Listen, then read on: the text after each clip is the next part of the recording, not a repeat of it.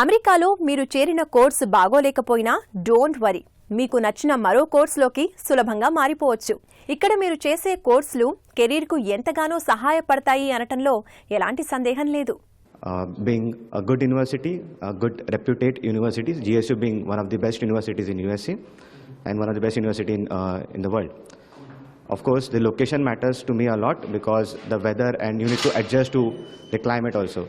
So since US being a cold type of climate and we Indians are not comparable to this type of climate, so weather is also one of the factor.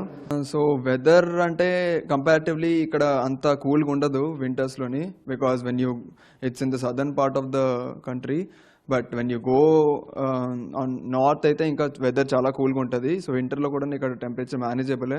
For Indian students actually it is pretty manageable. Georgia State యూనివర్సిటీలోని ప్రొఫెసర్లు PhD ఆయా రంగాల్లో ఉన్నత డిగ్రీలు పొంది ఉన్నారు. దీనివల్ల విద్యార్థులకు వారి సలహాలు సూచనలు బాగా ఉపయోగపడతాయి. Contact the good people who are there willing to help you. For example, in my department, contact me immediately.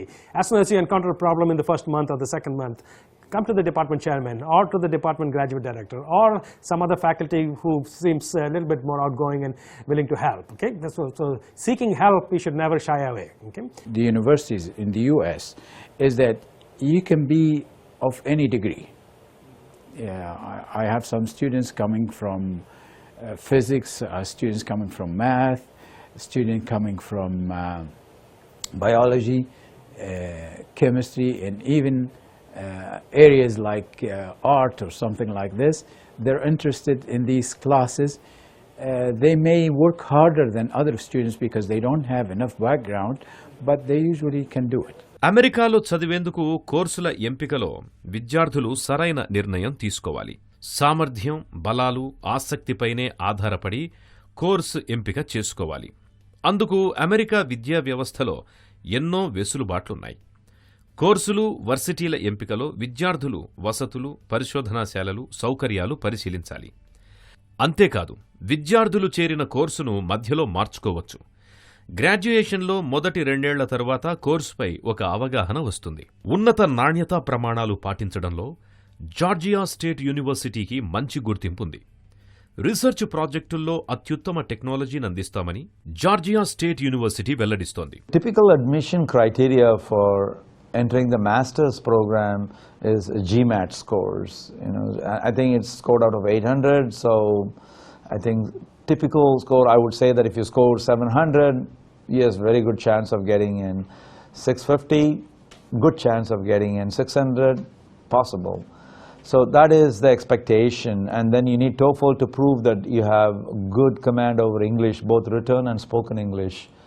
ఆధునిక టెక్నాలజీని వినియోగించుకుని విద్యార్థులు నైపుణ్యాలు పెంపొందించుకునేలా జార్జియా స్టేట్ యూనివర్సిటీ తోడ్పాటును అందిస్తోంది. జార్జియా స్టేట్ యూనివర్సిటీ పరిశోధనలకు పెద్దపీట వేస్తోంది. వర్సిటీలో జరిగే పరిశోధనల్లో పాల్గొనటానికి అంతర్జాతీయ సంస్థలు కూడా ఆసక్తి చూపుతాయి. అంతేకాదు, అట్లాంటా డౌన్ టౌన్ నగర అభివృద్ధికి ఈ విశ్వవిద్యాలయం ఎంతో సహాయపడుతోంది. ఈ సిటీ ఆర్థికంగా నిలదొక్కుందంటే ఇక్కడకు వచ్చే విదేశీ విద్యార్థులు, ఉద్యోగుల పన్ను చెల్లింపులే అందుకు కారణం. పరిశోధనకు ఇక్కడ పెద్దపీట వేస్తారు.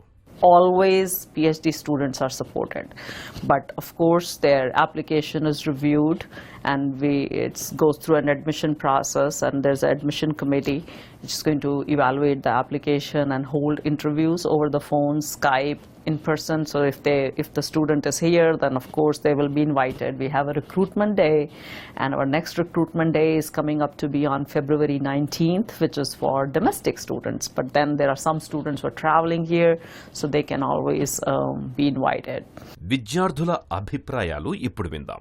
These are really nice labs and professors are working so hard. So if you are really interested in research oriented, you can request them for the research work. Or else also you will get the funding. It's pretty good for funding wise also. The funding is very good, right? right from the day one I had graduate research assistantship, and the college was very helpful. Like, I mean, I could work part-time in my internship and then do full-time GRA over here for like almost 2 semesters, and they provide very good funding. The fee, a partial fee is waived, and then I also get like monthly stipend. Along with that, the work what I used to do as a graduate research assistant was very helpful for me in my job and to learn the course very good. It is not very different, but I mean it's something related to your technology and all, so it was very helpful.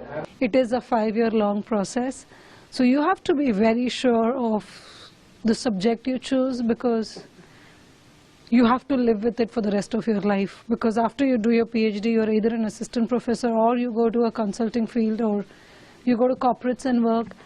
Everywhere you are doing what you did for your PhD. There are some key requirements to get into a PhD in marketing in the United States.